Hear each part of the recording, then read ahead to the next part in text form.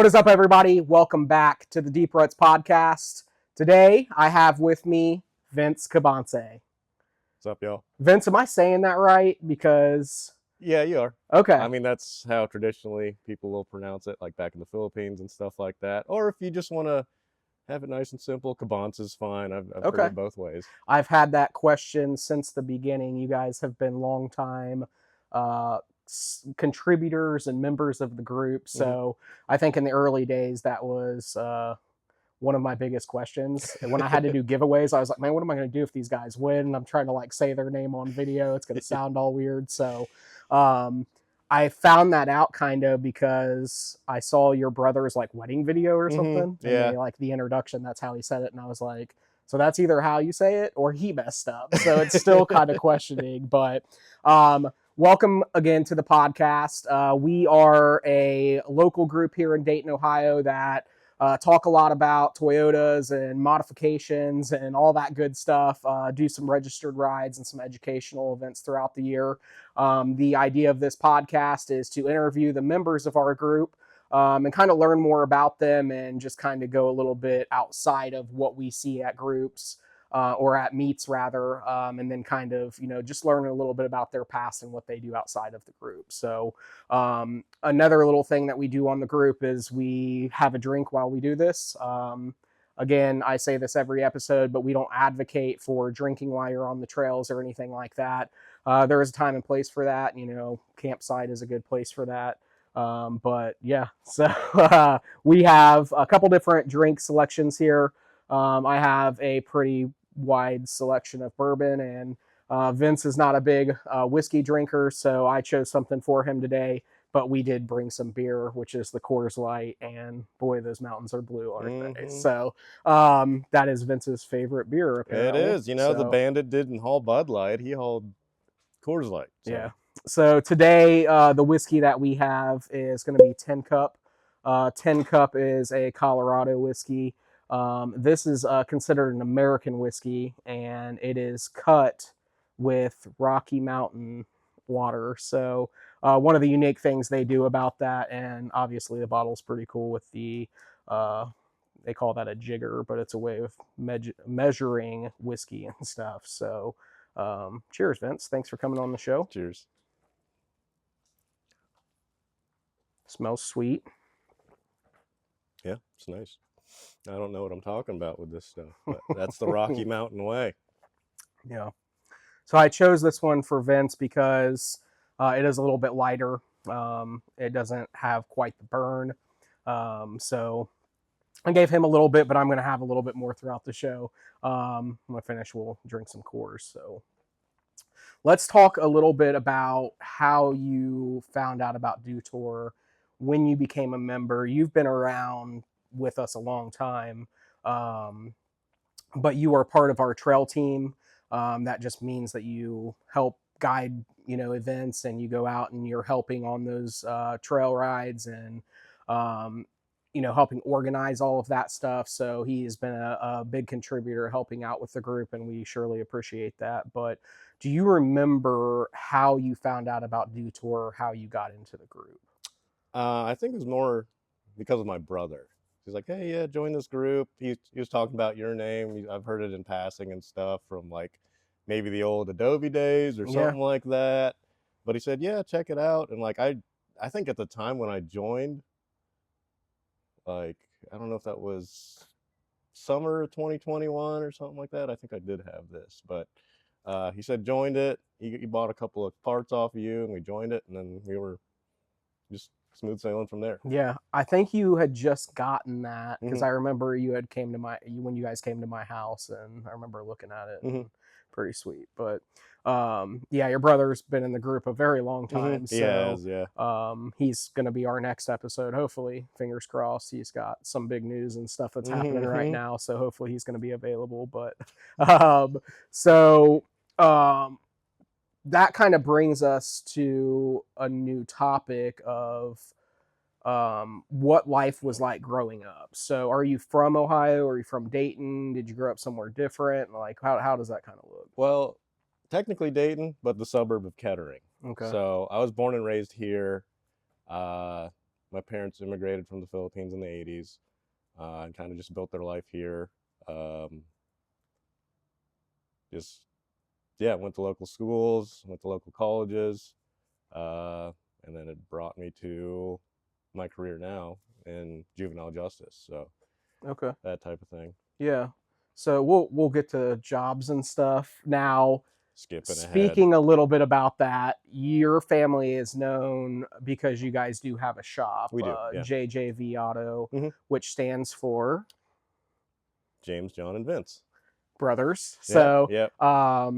now with JJV Auto, Mhm. when did that come into the picture? Has that been like there your whole life, or did your dad start that earlier or later in life?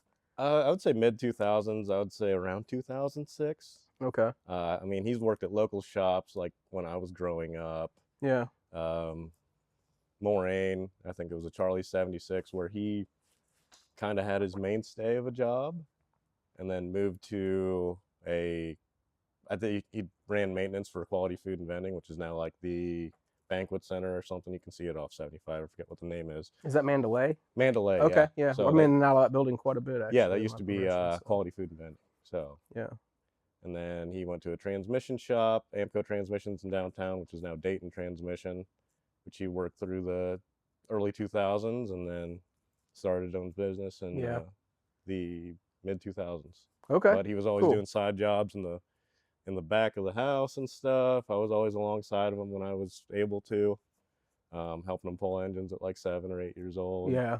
So that was probably your first job, kind of off the record. Then I imagine you and your brothers were probably there quite a bit doing stuff. So like whether we were a help or just messing around the whole time, that type of thing. Yeah, which has certainly fueled your love of vehicles, not just off-road vehicles. Yep. Now,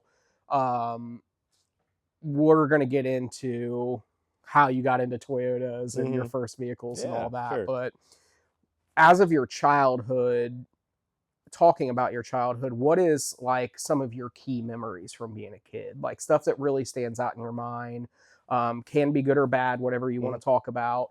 Are there certain things or trends or toys or video games, stuff like that, that kind of really remind you of your childhood? As far as toys, I'm still into them. Hot Wheels, still a long time collector there. Usually, like, I like to get the Toyota Type 1s or cars I want to own or, dream of owning. Monster trucks, things like that growing up. Monster Jam was really a big part of my upbringing and childhood. I remember like Saturday nights, I think it used to be TNN, now it turned to Spike, and then now it's Paramount or something channel when you have cable. But I'd stay up later, watch Monster Jam, probably fall asleep halfway through it, and then you miss freestyle, and I'm like, dang, you know what? That was a really cool trick, but now like the tricks are all nice and fancy and crazier and all that. Yeah, so. The technology in that has changed so much. So, but favorite monster truck, Gravedigger, Okay, classic. Classic truck. Yeah, I think, I'm probably between that and Bigfoot. I don't know. Bigfoot is pretty iconic too. Yeah, so. Which I think one time, I think it was a Sunday, we did a lot of road trips as kids. So went down to Missouri, visited some family, went to the Bigfoot headquarters, took some pictures outside. Yeah, and they had that's this like lifted Aerostar on the like Atlas like axles and stuff like that. I was Dang, dude. sick. That's crazy. Yeah. This is kind of why we're on the subject. I've always thought there should do a Wienermobile. Oh, because we're talking about 90s and Wienermobile is pretty big. Hot dogs with me. Hot dogs with Vince. So Glizzy's and Vince. But isn't that a missed opportunity to do a monster truck with a Wienermobile body? I feel like that should be done. I think we should probably email Ostermeyer and then just be like, hey, what's up? I mean, we're trying to get a new demographic of kids. And let's get some of the feral kids in there to enjoy a monster truck that's a hot dog. Any other stuff that you really remember? I mean, you grew up with two brothers. Do you have any other siblings? Just two older brothers. I'm the youngest. So so what was that like, being the youngest of three boys? I mean, we know you probably got beat up on a lot. Absolutely, I did. And I was always the tattletale, you know, wanting to get my way, being the youngest. But you know, you grow up and you're like, you know what, it's all right. Yeah, it's fair. Yeah, the poor middle child, which Yeah, is John, yeah, he right? is. Was he ever forgotten in an airport or anything? Oh Like, no, yeah, I mean, no Home Alone thing. yeah, Yeah. that's good. Yeah. So what, other than working at the shop and stuff, what was like your first job that you remember having? I would always do odd jobs for family. Okay, My mom has his youngest of 12 kids. So she man, had some family that migrated over here in the 80s as well. And when we became of age to mow the lawn or do odds and ends around the sure, house and fix things, yeah, we just did it. I okay, mean, a payment lot, was like cutting whatever, but grass and stuff, cutting probably quite a grass, bit. fixing cabinets, things like Yeah. that. Yeah, if you've got that many aunts and uncles around, you know Oh what I'm saying? yeah, yeah. Like, yeah, that's a steady job now, Oh, it even, is, yeah. so And they're older and stuff, not really able to do it, so like it's your chance to give back to them and all yeah. that. So are both your parents Filipino then? Yes, they are. Okay. So did they moved here together? No, actually, my mom moved here in the early '80s with her, like, you know, her family members and all that, Yeah. and then my dad came later in like 1987. So Okay, so they met in Dayton then? no, they Or did actually they met live in the somewhere else? Philippines. So my mom Oh, was okay. a home care nurse, I think, at the time, taking care of like either a distant relative or an actual relative of my dad's, and then they kind of just, you know, Hmm. played matchmaker there and met and were dating for a little bit. And my dad used to work in Saudi Arabia, like once my like grandma passed away or something, just to get away. Worked on heavy machinery. And the story I remember is he used to pay by the payphone, right? Just calling them long distance. And then he called her up, said, "Hey, go back to the Philippines. Let's go get married." So 1985 came around, they got married. That's cool, man. Yeah, That's awesome. that type of thing. Yeah. I've never talked to your parents about stuff like that. Obviously, Yeah, I've been around your parents a lot. They love to come out and hang out with us at yeah, they any of do. They the like being meets and active. stuff. Um, so that around that time when you got like your first job, then were you driving at that time? Were you being taken to school? Had you got your first vehicle yet? First vehicle. Well, actually, I pretty much got my first like job, like not the under the table stuff, like with my aunts and uncles at a deli, a local deli. So, Okay. my first vehicle, '96 Grand Cherokee, I still have it. So, yeah, I had a Jeep, or I still have a Jeep. It's not a Wrangler, so yeah, So what is that, a ZJ? yeah, it's a ZJ. Okay. I Yeah, had a ZJ too. It was a major piece of crap. Like yeah. the transmission was like 4,000 RPM every time this thing wanted to shift. I was like, Yeah, I got a I couple got of to get rid of transmission this problems thing, here and and then I there. got an Audi, so it kind of Oh, worked out.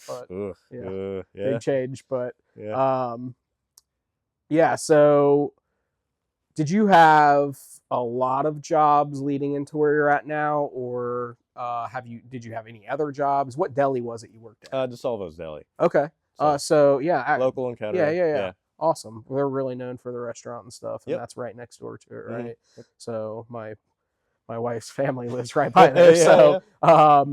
But so what other jobs have you had then? Well, basically through college and stuff, I kept that job. So they worked with my schedule.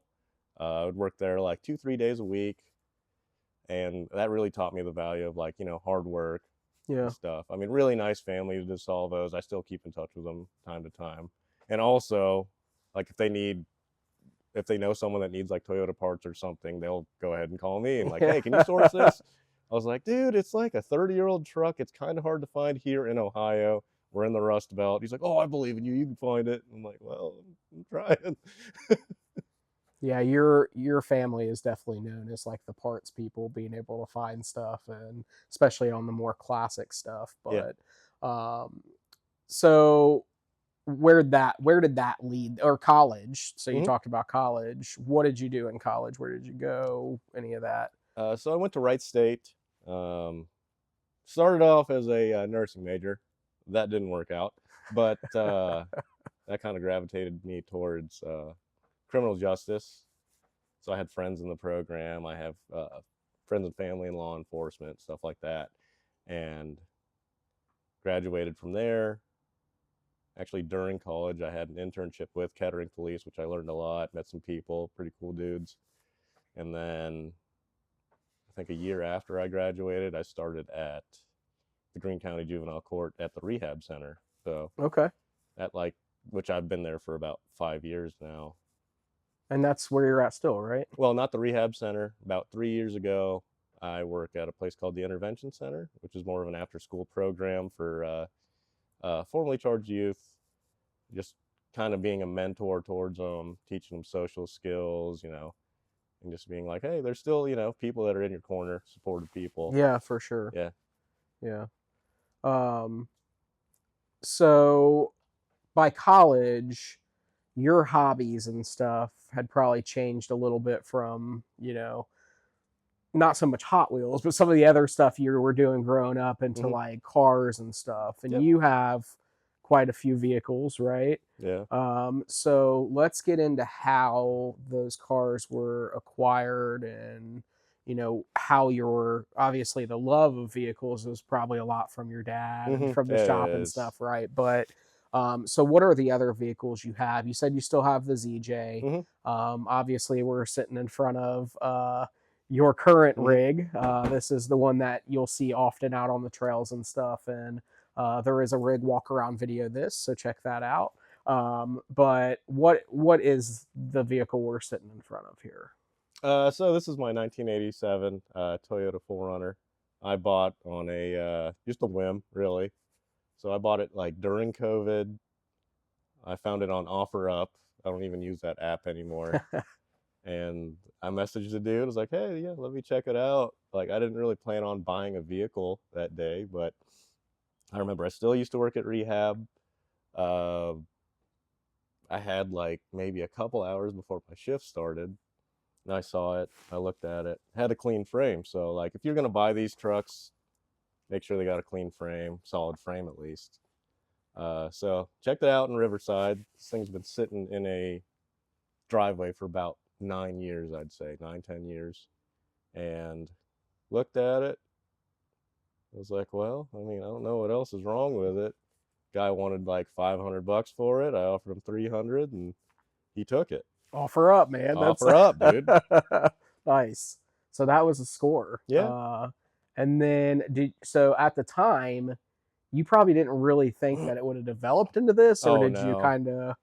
So it was more of like, just buying it, having it sit. Like, I have too many freaking projects, but it was more of like, you know what, maybe I should, like, it was, I mean, it's still pretty solid, but it was definitely more solid probably about 3-4 years ago. But I was like, maybe clean the body up and have it as a nice cruiser. Yeah. Like, well, it obviously didn't turn into Yeah, I was gonna say, changed a little. But so. I got it non-running. It didn't have brakes. Engine wouldn't start. And I was just telling my dad, yeah, I'll give you guys money for, like, renting a trailer or whatever, just tow it back. My dad was like, you can probably flat tow it. I was like, well, I mean, we can try. I was like, it doesn't have brakes. He was like, well, engine has compression. So I was literally stopping it in gear. Like, anytime my dad would tow me, I would just let off the clutch and it would stop for about, half a block. So that didn't really work out. So what we actually did, usually it's a 5-minute drive from that part of Riverside to the shop. We had somebody following me. It was my brother, John, in my sister-in-law's Tacoma.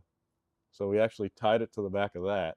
So anytime my dad would brake, he would stop too. So this was like in the middle. We like daisy chained 3 vehicles together. Like a bungee in the middle. Oh, yeah. It was all tow straps and stuff. It was really, really a sight to see. But, it was Riverside. So, if police saw us, they're like, it's Riverside. Don't worry about it. Fair enough. So, yeah, definitely check out the walk around video. This thing's pretty cool. So where did it go from the ZJ? What other vehicles did you get versus what you have? I mean, have you had so many vehicles you don't like really remember the order? I know for me, it's like a process of trying to remember Oh, everything I've had. it definitely is. I mean, the ones that I've have around, I've kept for a while. Some of them, I do buy and sell cars here and there just to make a little extra cash. But the second one that I believe I got was a 1989 Mitsubishi Mirage. So my dad was working on this car one time, and I had no idea these things existed. So he popped the hood on it, and I was like, why is this twin cam turbo? Like, I never knew these like things existed at all. So we looked at it. The turbo was like seized up and stuff. And one of our family friends had it, and he bought it brand new in like California, like back in 1989. So he moved here. He was in the like Air Force or something like that. So my dad asked him, hey, when you get ready to sell this thing, let me know. So he came up with this idea. The old owner did. He was like, well, I have this Toyota Previa. I need the roof painted. So if the roof, gets done, you guys can have the Mirage. So another $300 deal. Got that car. Still have that one around. That one sits in my garage. It's a little. Looks pretty clean though, yeah, right? Yeah. Is that the same one I'm thinking? Is that the black one? Yeah, it's the black one. Okay. Black little hatchback. I mean, no one knows what it is. I had that car throughout high school. Way too much car for me. Like anytime I would have that car out, I had to do triple digits all the time. Which probably wasn't very hard because that thing is tiny. Yeah, So I mean, it weighs probably less than 2,000 pounds, and it's probably like around 200 horse.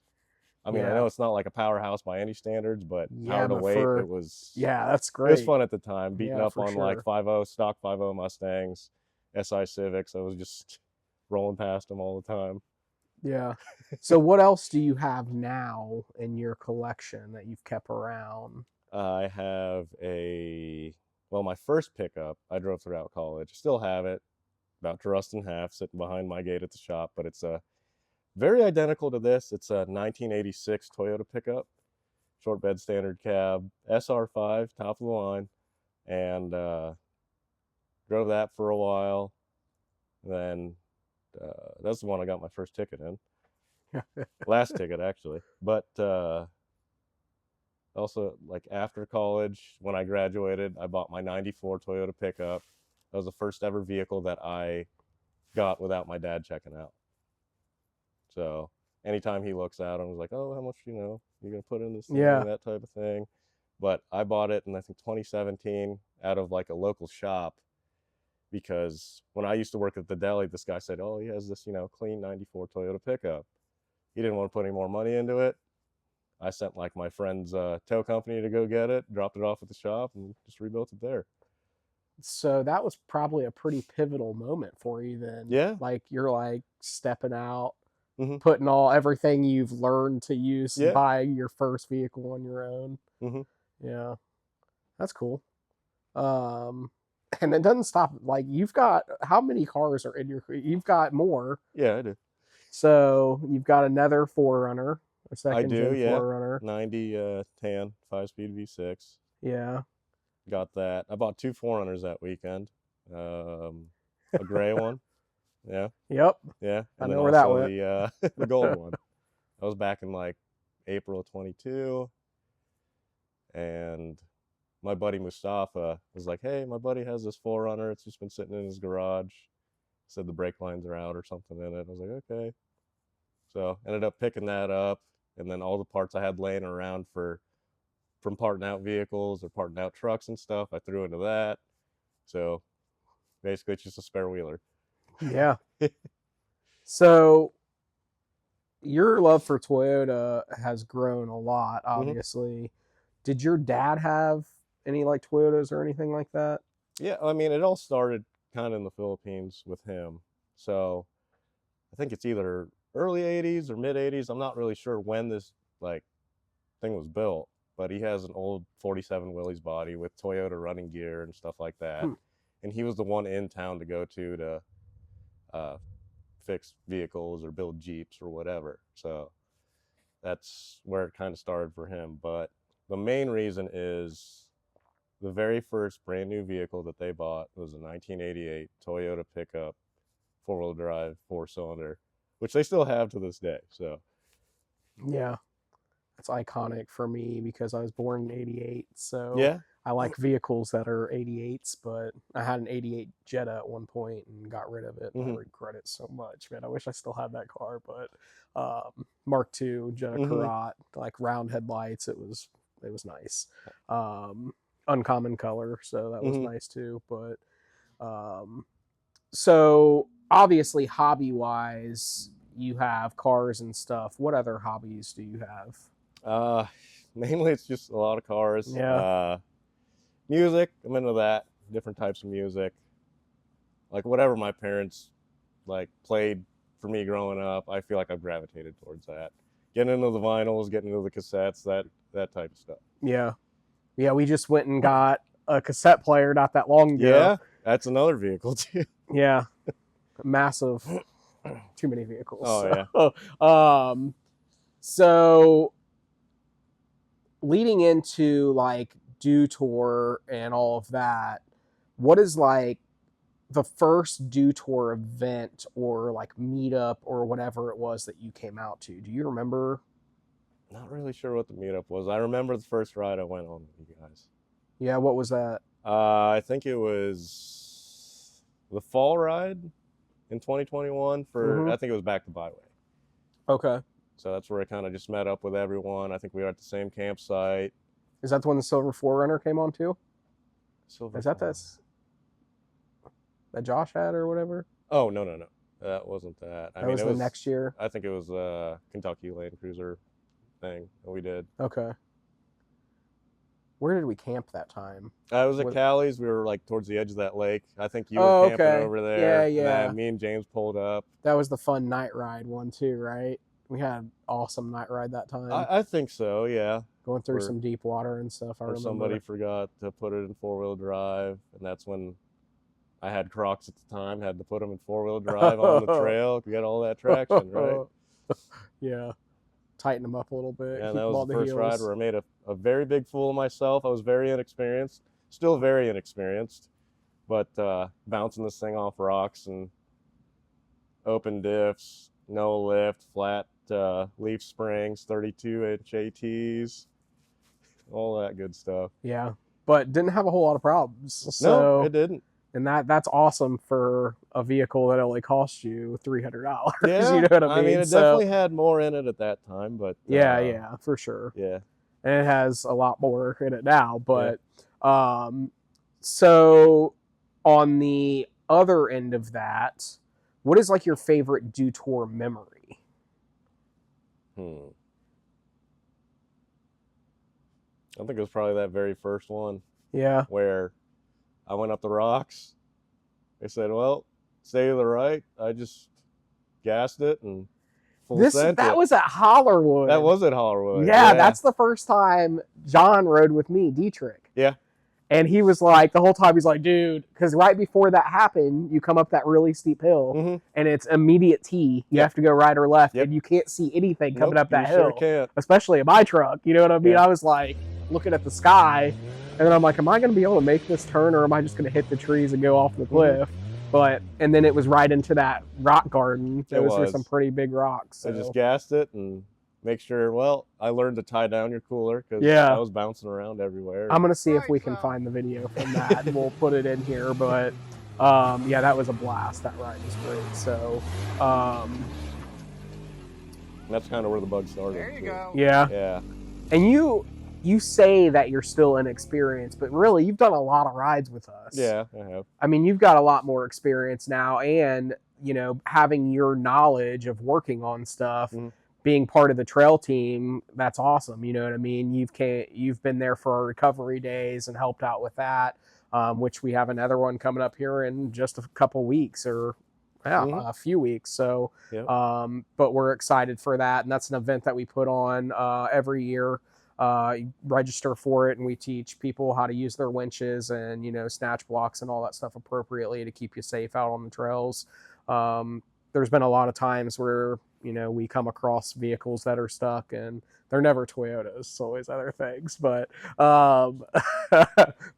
being able to help those people out of those situations. And going back to one of our earlier episodes, we had Corey on and he talked a little bit about going through on a vacation. He had gone out early in the morning on his own, and he got stuck and had to call a tow truck and stuff. And Corey's actually behind the camera today, so that's why I brought that up. He's hanging out and kind of monitoring us a little bit. So, but yeah, so we've had a lot of great times. And off-roading wise, where all have you been? Have you done things outside of the places we've been as a group? Well, Red River Gorge, done that. Haspin, I mean, that's a classic one. And also done Windrock, really. Okay. Yep. Yeah. And then just, friends' backyards. Sometimes they cut a trail in the back and Yeah. go ahead and do that. That's pretty much the same for me, ultimately. Yeah. And we're going to Wildcat. Are you coming for that too? Yeah, right? I plan on it. Okay. So we get to broaden our park base a little bit this year. So where do you want to see Dew Tour grow? Like, where do you want to see this evolve to? You know what I mean? Like, obviously, every year we try to do more, right? So last year we started this podcast. This year we went to the Off-Road Expo and we were in the expo. Yep. That was pretty fun. We stirred the pot a little bit. There weren't a whole lot of Toyotas there, so a lot of Jeeps and side-by-sides, and a lot of people were looking at our vehicles, so definitely caused some interest. But what else do you want to see? Some people talk about doing bigger trips and like going out west, or other people have talked about doing like a group cruise or something. You know what I mean? So it can look like kind of whatever, but one of the things that we're obviously really big on here in the group is keeping positive morale, and welcoming everybody into the group. It's important as we grow to kind of keep that same mentality, whether you have a lot of experience off-roading or it's your first time. We want to be able to accommodate and welcome you out onto the trails. A lot of our rides, we offer multiple different levels. And for example, our fall ride last year, I led a group that was a much more scenic ride, mostly on paved roads, but you get into some gravel. And then towards the end of that, we definitely step it up a little bit and do some stuff that's a little more difficult. So Vince has evolved a lot from those more simple rides, obviously jumping right into that Hollerwood ride, into even stuff that's more aggressive than that. So this is a great place to grow, and we can all use our knowledge and our resources to do that together. So if we were going to do something new again, what kind of things would you think? Like, would you want to do a big trip out west, or like what is a goal for you? I mean, speaking of trips and stuff, I mean, as long as everyone's got a passport, I feel like, Canada's not too far away. Maybe That do would the be whole, cool. you're in a different country, I guess. Yeah. Maybe Canada's a country, I'm not really There's a sure. lot of forest and national parks in Canada are really awesome. So, yeah, that would be really cool. That and just go up. exploring different off-road places. Like, I know there's one up north, Garrettsville or something like that. Okay. West Virginia is not too far away. There's a couple off-road parks there. Or Yeah, like whatever to Hatfield and explore. McCoy's is one of them, I Yeah. think, right? I think there's one called the Ranch or something like that. Okay. Don't quote me on that. I'm not really sure what it's called. But it was like 15 minutes away from a place I stayed, like near New River Gorge and Golly and all that. Maybe see like a team building type of thing, like a cheap truck challenge or something. Yeah. Where that would be you fun. pick teams, and then like we get a set amount of how much to spend. You can only spend like $1,000 or something on a vehicle, maybe or even cheaper. Yeah, do that, and I feel like we could have a fun time with that. Yeah, that's a great idea. No, I've never thought about that before. Yeah. So obviously we always think about like new rides and locations and places to go, but yeah. And I do a lot of that, like at work and stuff. We play a lot of like minute to win it games at parties and things. So kind of getting people involved and, branching out a little bit outside of what they do. So, yeah, that's awesome. Now, career wise, switching the subject here a little bit. Do you plan on staying like in your position now for a while? Are you planning on like making any moves or like anything like that? I mean, I know it sounds cliche a lot of the times, but like, people are trying to find like their place in life or calling in life. I feel Yeah, like, your purpose. But I feel like helping out like the public or youth or something is where I need to be. yeah, That type of thing. I mean, I know necessarily I'm not going to stay with like the intervention center forever, but how can I build onto that career? Like maybe being a probation officer sure. or figuring out how to help the community more. Yeah, yeah, that's great. I know you that's definitely not an easy task. Definitely I'm isn't. sure you have a lot that you deal with on a normal basis, and um, but the public aspect of that really does thank you. You know what I mean? Mm-hmm. Like it's really awesome that you can step into that role and really be a role model and help kind of change people's life and redirect them into a positive Mm-hmm. direction. I mean, you may So, not see it immediately, but uh, hopefully later on in life they'll think back on you and just be yeah, like, yeah, for you know sure. what, that's kind of cool. Yeah. Um, so yeah, we've talked a lot about your past life, hobbies, um, how you got into Dew Tour, what your memories of Dew Tour are. What are I like this question a lot. If you had a day or unlimited funds or something where you could just plan the vacation of your Mm-hmm. dreams, what would you do? What would that vacation look like for you? I feel like everyone says this. Australia. Okay. Go to Australia, see how their culture's like, maybe try a little bit off-roading over there. Because I mean, I think YouTube does a good job of Yeah, just man, it does. glamorizing it, but Yeah. I mean, I know it's not going to be exactly like that, but you just got to experience different day to day of different people, different Yeah. cultures, all So my brother-in-law that. actually just went to Australia. Yeah. And so I got to see some of their pictures and stuff. Really cool. Uh, Alaska has been the topic. A lot of the past episodes, people Okay. have been talking about wanting to Yeah. go to Alaska or do a cruise to Alaska. So, but Australia is really cool. It is different.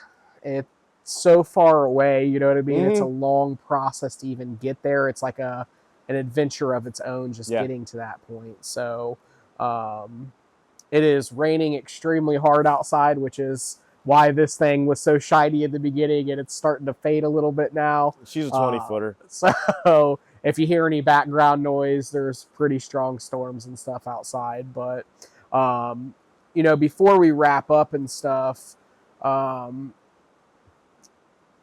if we did experience like what you were talking about, building a team and going out and getting a vehicle, like obviously you got to look at what's available, Mm-hmm. but what you could do some really cool stuff with that, making it an off-road rig Mm-hmm. or even something different. Yeah. What if we did like a mini bike challenge? I mean, I'm into those Because too. You know that. So one of the side things that we have done, and I have not really been able to participate mostly because of availability with work, but you guys all do the Mild Hogs, right? Yeah, Do Tour Mild Hogs, yeah. where they all have mini bikes or dirt bikes or something, and they have little races and Yep, a stuff. little regatta, if you will. Yeah, so we could do a mini bike challenge and Yeah. it'd be a race. You know what I mean? And that would be a lot cheaper than an off-road vehicle, but it's still kind of off-road. Yeah. So that could be pretty sweet. But so talked a lot about like ambitions of like things you want to do. Obviously, going to Australia. You talked about YouTube channels, kind of glamorizing that a little bit. Yeah. One thing that I've been doing a lot recently is watching Toyota World Runners. Have you ever seen that one? So they do some really awesome RV that they the Chinook LCA each stuff. That is I've been yesterday they came out and redid my roof and stuff. So I was sitting at home watching YouTube all day, and I pretty much had that playlist on Ecuador, Argentina, all these super awesome places, and I'm like, man. Like how that is a dream to be able to do an overlanding trip like that. Oh, yeah. To be able to go places and you just don't realize all the stuff that goes into that. Mhm. You know, they took a part of the video that I was watching. They showed them shipping their drone to the next country because they couldn't travel through one of the countries with their drone. Really? You know what I mean? So they Yeah. had to ship it to a post office and then that be one of their stops to go get it. Wow. And you okay. think about stuff that was probably never a discussion. No. You know, I wonder what it looked like the first time you found that out. Mhm. You know, because those big trips, obviously, there's a lot that goes into that, but it's kind of the same thing with our events. You know, we get our fall ride, for example. Oh, you know, yeah. we've had over 50 rigs at some of those, and when you're planning 5 different groups of people to go out and kind of ride the trail system and stuff, that can be challenging. And I think it sometimes gets overlooked how much work that we put into that as like the trail team and the leading and the recovery aspect of all that, you know what I'm saying? So it's really cool that we have such a great group of people and a family and stuff that we have kind of developed. You know, obviously we have a lot of outgoing people willing to be able to step up and make all of this happen. And that's something that I hope we continue to do. But yeah, I mean, Vince, again, I thank you for coming on. I thank you for everything that you help out here within the group. And I look forward to making a lot more memories. You know, it's going to be a wild ride. Oh, yeah? A wild ride. And there's going to be some deep ruts along the way. Put some puns in there. I love those. But yeah, so, you know, we're looking forward to our next episode, obviously having your brother on and talking a little bit about him and his life and kind of getting his aspect of whooping on you as a kid and stuff. So, but yeah, until next time, I mean, you know, I always say, you never know, you might meet your best friend. We had Jeremy on earlier. Yeah. And Jeremy and Vince have become very close.